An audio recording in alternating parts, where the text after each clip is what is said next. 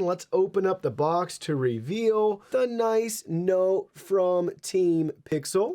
Ta-da! Look at that! Look at how good they both look in there! Oh my goodness. Hey everyone, Digital David here. Today in this video, I'm gonna be checking out the Google Pixel 7 Pro. I did receive this phone as a gift from Google, but any opinion expressed in this video is strictly my own. That being said, if you're interested in the Google Pixel 7 Pro or you want to find out more about it, the link to it will be in the video description. Here's a look at the retail box and packaging. Everything looks great. We can learn more about our Pixel 7 Pro. And you may notice right over my shoulder, we have a bunch of other Pixel phones as well. And this box is the exact same size and dimensions as the Pixel 6 Pro. Now let's go ahead, let's open it up and look at the contents. Here are all the contents. First up, we have your product literature, followed by your USB Type-C to USB Type-A adapter for setup and transfer from your old device. Next, we have a USB Type-C to USB Type-C charging cable. And lastly, we have the Google Pixel 7 Pro in Obsidian Black. Let's go ahead, let's look at this in more detail. Here's a look at the front of our Pixel 7 Pro with our hole punch front-facing camera cut out right there. We have a 6.7-inch OLED display with 512 ppi and a resolution of 1440 by 3120. The front-facing camera is a 10.8 megapixel camera with a 2.2 aperture at a fixed focus, and it has a 92.8 degree ultra-wide field of view. Looking at the right side of the phone, we have our volume control buttons and our power button right there. Left side of the phone, we have our SIM tray. No worries here. You do not have to use eSIM if you don't want to. Up at the top, we have some additional sensors right here, probably an antenna, and I'm not sure what this is in the corner. Bottom's very similar, USB Type-C port. Got our speaker grills right here, and I believe another antenna. On the back of the phone, we have our camera sensors up top, and this is a raised lip and edge, which I really like because it's a little bit easier to hold and kind of prop up the phone against itself with your finger right there. So we got 3 cameras on the back. We have one that's 50 megapixels and an 82 degree field of view. We have a 12 megapixel ultra wide with 125.8 field of view. And we have a 48 megapixel telephoto camera with a 20.6 degree field of view. Powering this phone is a 5,000 milliamp hour battery with Google's very own Tensor G2 processor. We also have 12 gigabytes of RAM. We have the 128 gigabyte capacity for our storage, but they also have a 256 gigabyte version and a 512 gigabyte version depending on your storage needs. So I just set up the Google Pixel 7 Pro for the first time and I haven't downloaded anything or copied over any files. I just signed into a Gmail account and that's it. So what you see is what you get right here. We have the Play Store, Gmail, Photos, and YouTube right on the home screen with our phone, our messages, Google Chrome, and our camera. We can pull up and we can see all of the apps on our phone right here. Calculator, clock, calendar, docs, drive, Duo, files, Google One. You get the idea here. In my opinion, there's no bloatware. This is the great pure Android experience. No carrier apps, anything like that on here. We have a built-in screen recorder, an audio recorder, translation features.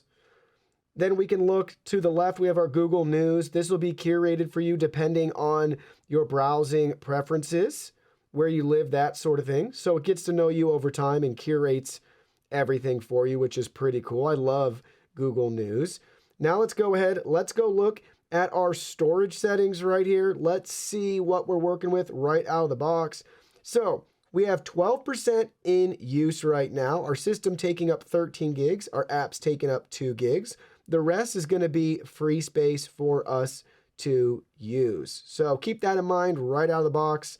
You can expect to have around 113 gigabytes free with nothing else installed. And for us, our battery came right at 60% right out of the box. And we're showing that we have 11 hours and 30 minutes left, which is pretty impressive. We're not even using battery saver or anything like that. Don't forget, with this phone, you can use battery share if you want as well to charge some of your devices by placing them on the back of the Pixel phone, which is really a cool feature right there that you get right out of the box with the Google Pixel 7 Pro. The Pixel 7 Pro is equipped with multiple ways to unlock the device. We have our lovely face unlock if you want to use that feature, or we can go ahead and use our fingerprint with the built-in fingerprint sensor. So I want to scan it so you can see how fast and responsive the fingerprint sensor is. So there we go, super quick. Let's do that one more time. So just touch it. I'd say that's like near instantaneous. Look at that. As soon as we make contact, it's going to open up for us. I've also set up face unlock. So let's see if I hold up the device right here. The camera lit up. It says unlocked by face. Press the unlock icon to open. So look at that. That's pretty cool. So it's going to scan our face. Lights up with the ring. Lets us know it's been unlocked. Then just tap the unlock button. And now you've used face unlock. So a couple different ways to unlock your Pixel 7 Pro. Just for fun, I have the Pixel 7 Pro next to the Pixel 6 Pro. Obviously they have different colors, but on the back we have probably our most drastic change right there on the device itself with our lovely camera module, bump, ledge, whatever you want to call it. I love the sorta sunny color. This is a beautiful phone. Other than that, eerily similar in weight, feel, you know, just some subtle tweaks here in the design. Not much though, and not super noticeable. Besides the module on the back side, you might notice the very top right here is probably the biggest difference in variation across the devices from generation to generation. Now let's talk about benchmarking and performance with the Google Pixel 7 Pro and the latest Google Tensor G2 chip. This is the same chip that's going to be found in the Google Pixel 7 as well. So we got a score using Antutu benchmark of 75, 98, 45. Let's look at a breakdown of that score really quick. So first up, our CPU score, 1972.93, defeated 60% of users. Then we have our GPU score of 29.92.19, defeated 58% of users. Our memory, 11.31.74, defeated 40%.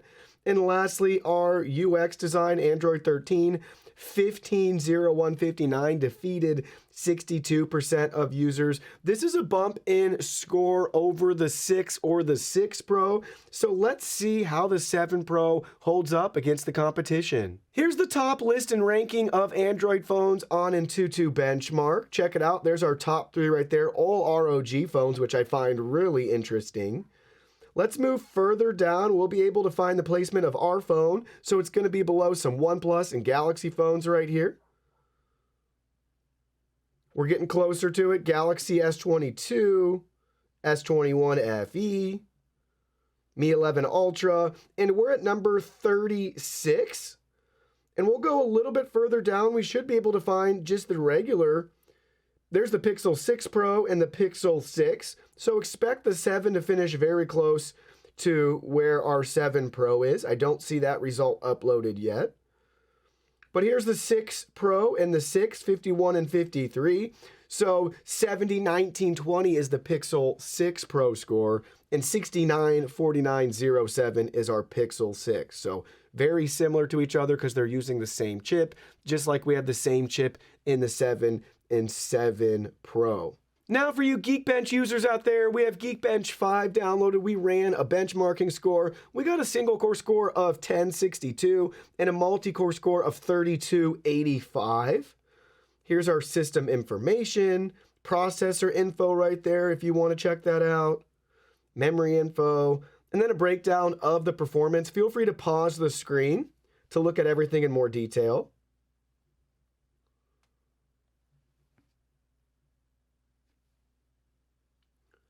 And now we're looking at the multi-core performance with the nice breakdown of our scores.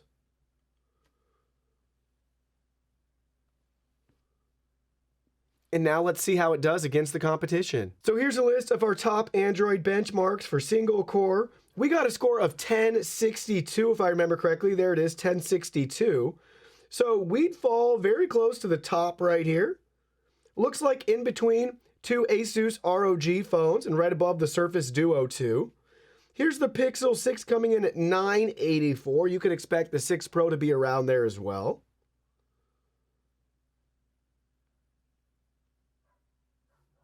Now let's go ahead, let's look at our multi-core score. So let's check on our score again. We got a score of 3285. So we'll be a little bit further down.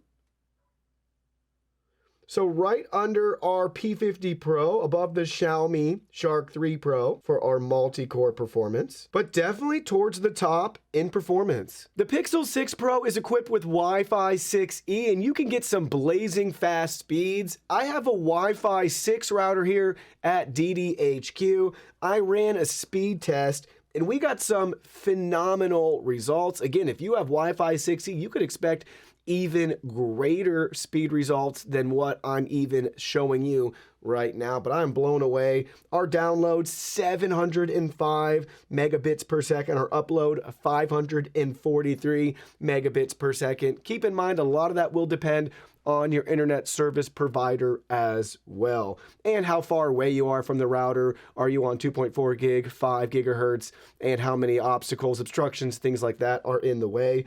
But we have a fantastic result here. We achieved rocket speed, which is what less than 1% of users achieve, and we get the best performance across a wide variety and range of apps, from Google Chrome to Google Maps, Netflix, Spotify, YouTube, Zoom. So if you want to use this on Wi-Fi to stream music, watch movies, browse social media, work and take Zoom calls, maybe you're in school, this phone is more than capable of providing you with fantastic performance, assuming you have some decent Wi-Fi in your environment. Now we're testing out the built-in mic quality. This is the raw mic audio coming out of the Google Pixel 7 Pro.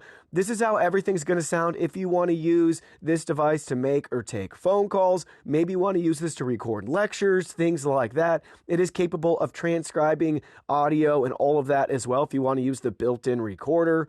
I'll take it further away, so now I'm holding it an arm's length away from myself, and we're talking into the phone. I'll put it over here, continue to talk towards you in the camera, so you get a feel for how this sounds, how sensitive the microphones are. You get the ear, but this is your raw mic audio test to hear the sound quality coming out of our Google Pixel 7 Pro. Now it's time to test out the built-in speaker quality on the Google Pixel 7. We're going to play a couple of seconds of the song Shake the Floor by Music Chef. Music Chef is home to DMCA-free, stream-safe music. Let's go ahead, let's give it a listen, and we'll crank the volume all the way up.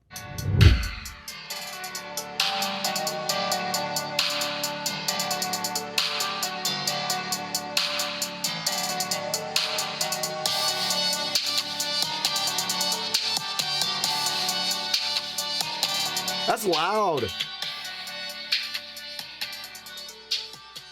Super loud.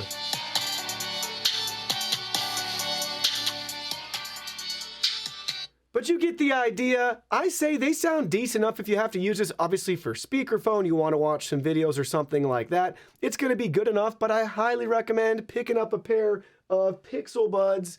If you can, you'll enjoy that listening experience with earbuds or headphones even better than what a phone and its speaker can offer you. So in your device settings, under screen resolution, by default, you may notice your Pixel 7 Pro is actually just in high resolution at 1080p. You can toggle back and forth to jump to full resolution if you want to take advantage of 1440p. Keep in mind, full resolution uses more of your battery, and switching resolution may cause some of your apps to have to restart. But you have that option right here to choose what you want to maximize, battery and performance, or do you want to maximize resolution? Something else you'll want to consider under the display settings is toggling on smooth display. That'll automatically raise the refresh rate from 60 Hz up to 120 Hz for some content, but same thing, just like the high resolution, that will consume more battery. So just for fun, we have the UFO test pulled up on our Pixel 7 Pro right here, so you can see the different values running at up to 120 Hertz. And this is why it can make a difference for you to toggle that on to have that higher refresh rate, especially if you're consuming content or you're playing mobile games where that's really gonna make a difference. So look at the UFO moving across the screen at 30 FPS versus 60, so we're doubling the frames, it looks much smoother, but there is a night and day difference going from 60 to 120. Look at how clear and smooth the Alien is. There's no blurring or anything like that. So that's where having that higher refresh rate can help if you're trying to push those FPS values. Some of you may really notice that too when you're browsing and scrolling online. So look at the responsiveness here, right, as we move back and forth. But again, some people you might not care, you might not notice, no big deal at all, but just something else you'll want to see. So let's continue having some fun browsing the web. Now I have The Verge pulled up right here, a popular tech blog online. So we'll browse this for a second. So you get a feel for how clear, crisp everything looks. Again, how responsive it is while you're scrolling, reading, consuming news online. Looking at a bunch of different types of media. We got a lot of comments, articles. Let's go ahead, let's load into a Google Pixel Watch review. Who would have thought? But look at all the different fonts, colors, the images, everything's super clear, crisp, very responsive on this display. Really smooth for scrolling. And as you'd guess, and you can see for yourself, looks really nice. And lastly, we got to do some online shopping with our phone, right? So we got Amazon pulled up right here. Really nice to have this larger display size to be able to populate even more into your browsing, what you're able to see on the screen at one time. But really nice to browse the web. Everything looks really nice here. Now I want to share with you some of my favorite features on the Google Pixel 7 Pro. If you're already a Pixel user and maybe you're upgrading from a previous generation, a lot of these are going to be very similar to what you're experiencing on your phone, and chances are there's some of your favorite features as well. So the first one is always being able to swipe over and have a nice curated feed for Google News articles for you.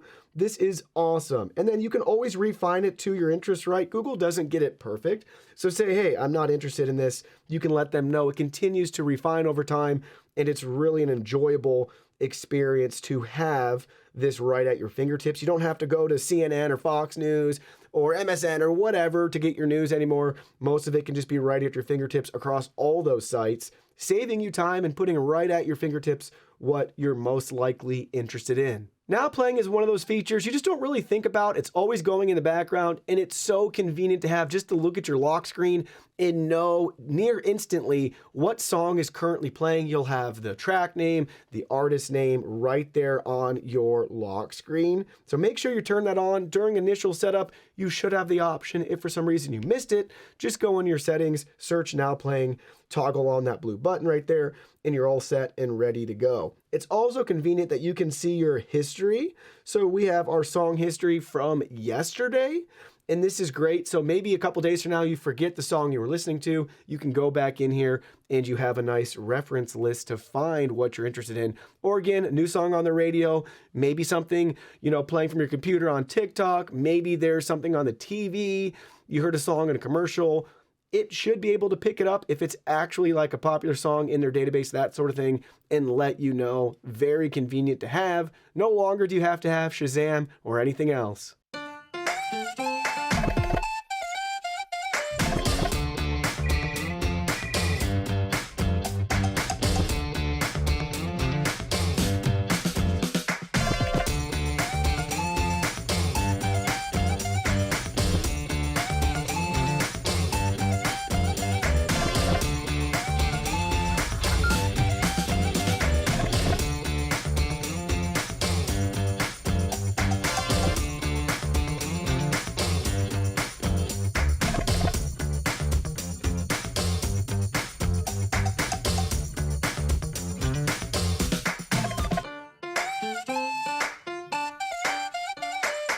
In this video, we'll show you how the Google Assistant can wait on hold for you and estimate wait times to make placing a call to a business even easier with your Pixel phone.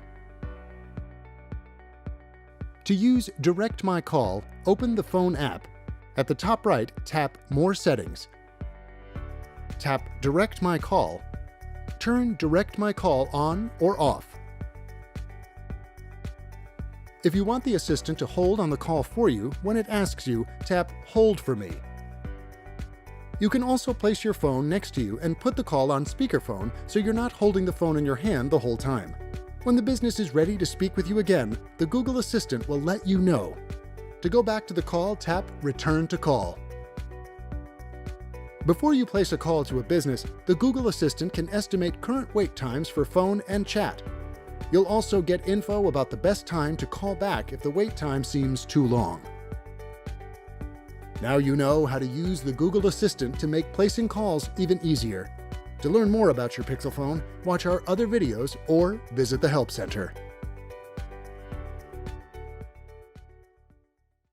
You didn't think I'd forget about testing out the Google Pixel 7 Pro cameras now, did you? So we're rocking 4K 30 out the front-facing camera right here. Got your raw audio with voice enhancement. We're at 1x.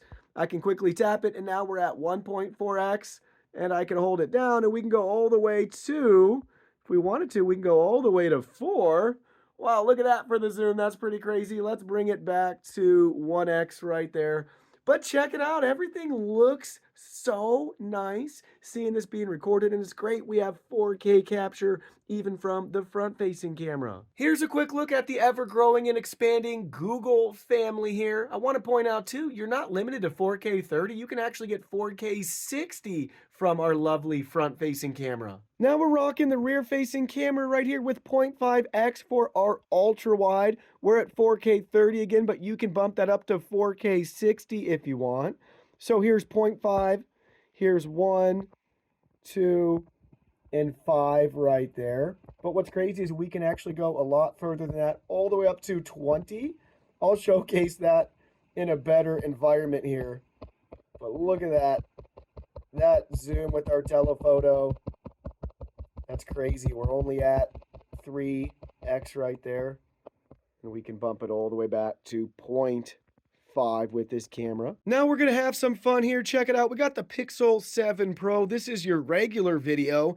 And now we're going to turn on our cinematic focus. Here's cinematic focus, and look at that. What do you know? It actually blurred out the background for us. That is so cool. Just with the tap of a button. Now we have that really nice background blur. So good. That looks so good. Now I'm outside taking some more sample footage for you guys. This again is from the front facing camera. Look at how good this quality is. I'm standing in the shade. So we have an interesting lighting environment here with some nice shade and sun in the background. It's not overexposing or anything like that. I think it's doing a great job. I'd rather myself be a little bit darker like you see here than washed out. So let's take it out into the sun. And we'll see how it does here, moving around. Nice little lens flare there. Ooh, boy, that sun is bright, but look at that. Gorgeous, gorgeous, gorgeous footage right here. And we got some nice fall colors behind me as well. Now we're using the rear-facing camera again at 0.5x, 1x, 2x, 5x. Do we dare go all the way up to 20x right there? Look at the detail. That's crazy. And we'll bring it all the way back to 0.5x. I thought we'd have some fun here too with our Pixel pup. So there's Doug the dog enjoying a nice fall day here. And look at that nice cinematic blur in the background. Pretty awesome. Here's your standard video stabilization as we walk. Now we're doing our locked stabilization right here. You may notice that it has cropped in. Here's active stabilization. Same thing, we have a slight crop at 1x.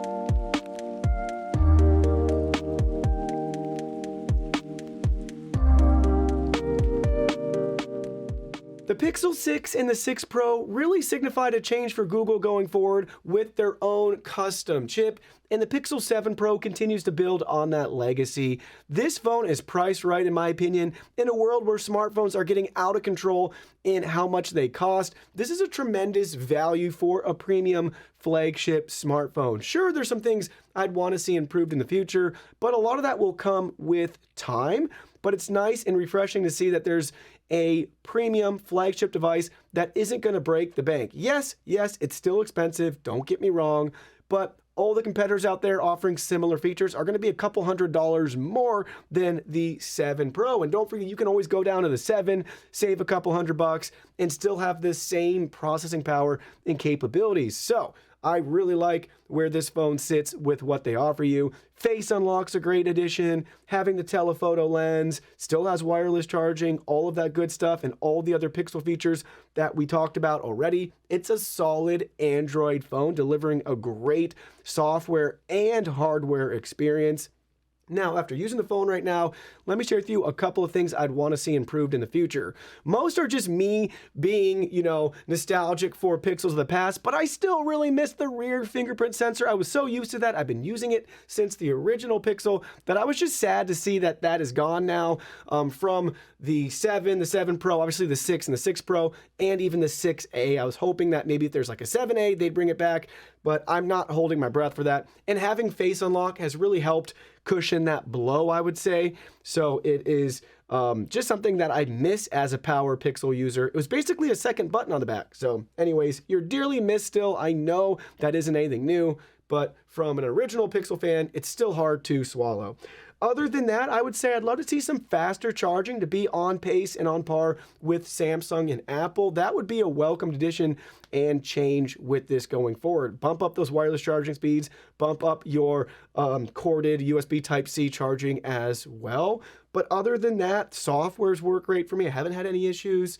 And it's just a really responsive and fast device, whether you're using fingerprint sensor, Face Unlock, browsing the web, playing games, whatever you plan to do with your phone, you'll enjoy using this Pixel 7 Pro.